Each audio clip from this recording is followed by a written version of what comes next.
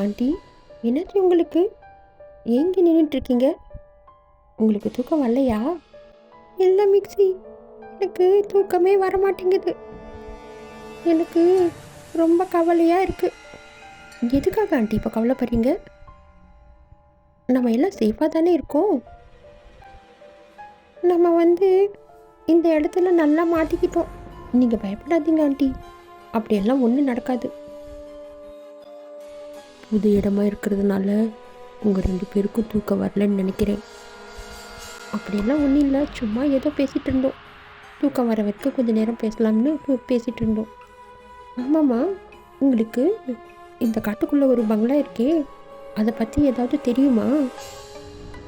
என்னது, காட்டுக்குள்ளே இருக்கிற பங்களாவா? ஆமாம், அதை பற்றி நீங்கள் ஏன் கேட்குறீங்க? ஏன்னா அந்த பங்களாவை இப்போ நாங்கள் தான் வாங்கியிருக்கோம். இந்த பங்களாவுக்கு ஒரு நாள் கூட ஆகலை. ஆனால் இது ஏதோ அமானுஷமான விஷயங்கள் எல்லாம் நடக்குது. இங்கே குழந்தைங்க பெரியவங்க எல்லாம் பயந்துட்டாங்க. அதனால தான் உங்ககிட்ட கேட்டேம்மா, உங்களுக்கு அந்த பங்களாவை பற்றி ஏதாவது தெரியுமா? இந்த மாதிரி விஷயங்கள் எல்லாம் அங்கே உண்மையாகவே நடக்குதா, இல்லை நம்ம ஏதோ அது மாதிரி நினச்சிக்கிறோமான்னு கூட எனக்கு தெரியல. இப்போ கூட அந்த பங்களாவில் இருக்கக்கூடாதுன்னு தான் வந்தோம். ஆனால் வர வழியில் கார் வேற ரிப்பேர் ஆகி நின்றுடுச்சு. அதுதான் எனக்கும் ஒன்றும் புரியல. உங்களுக்கு அந்த பங்களாவை பற்றி ஏதாவது விஷயம் தெரிஞ்சிருந்தால் கொஞ்சம் சொல்லுங்களேன். நானும் சின்ன வயசுலேருந்து அந்த பங்களாவை பற்றி கேள்விப்பட்டிருக்கேன். அது ஒரு பேய் பங்களா, அப்படி தான் எல்லாம் சொல்லுவாங்க. அது ரொம்ப பழைய காலத்து பங்களான்னு எல்லாம் சொல்லுவாங்க. ஆனால் அந்த பங்களா பக்கம் யாருமே போக மாட்டாங்க. சில பேர் அங்கே செத்து கூட போயிருக்காங்க அப்படின்னு நான் கேள்விப்பட்டிருக்கேன். என்னது, சில பேர் அங்கே செத்து கூட போயிருக்காங்களா? ஆமாம், பௌர்ணமி இரவில் யார் அங்கே தங்குனாலும் அவங்க காலையில் உயிரோடு இருக்கிறது இல்லைன்னு நான் கேள்விப்பட்டிருக்கேன். அப்படி சில விஷயங்கள் கூட நடந்திருக்கு. நல்ல வேளை அந்த பங்களாவை தங்காமல் வந்துட்டீங்க. நீங்கள் ஏதோ நிறைய புண்ணியம் பண்ணியிருக்கீங்க, அதான்.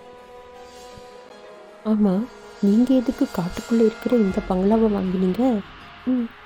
எல்லாம் சீப்பாக வருதுன்னு நினச்சிட்டாமா வாங்கினோம். ஆனால் இதுக்குள்ளே இப்படி ஒரு விஷயம் இருக்குன்னு தெரியாது. நல்ல வேலை, உங்கள் உயிருக்கு எந்த ஆபத்தும் வரல. நீங்கள் ரொம்ப கொடுத்து வச்சவங்க. அப்படி அந்த பங்களாவில் தீய சக்திகள் இருக்குன்னா அதை மந்திரம் தாயத்துன்னு சொல்லி அதை கட்டுப்படுத்தலாமே. அது மாதிரி யாரும் பண்ணலையா? பங்களா வாங்கின எல்லோரும் இது மாதிரி பண்ணியிருக்காங்க. ஆனால் அந்த தீய சக்தி யாருக்கும் கட்டுப்படுறதில்லை. அந்த பங்களாவுக்குள்ளே நிறைய தீய சக்திகள் இருக்குன்னு எல்லாம் சொல்லுவாங்க. என்னது, பங்களாவுக்குள்ளே தீய சக்திகளா?